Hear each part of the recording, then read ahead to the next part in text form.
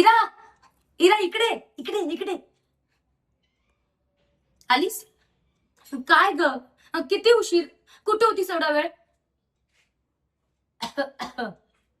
ओहो, अच्छा.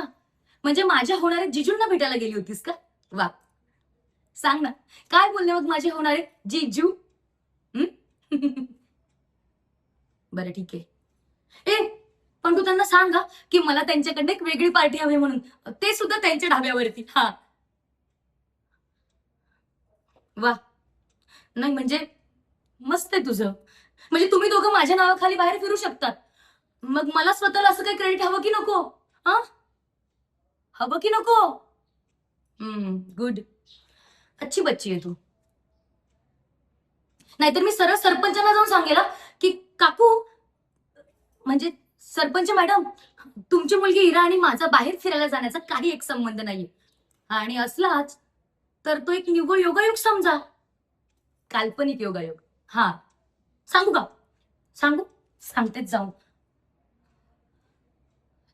इरा, अगं ए वेडाबाई, सिरियस झालीस का ग?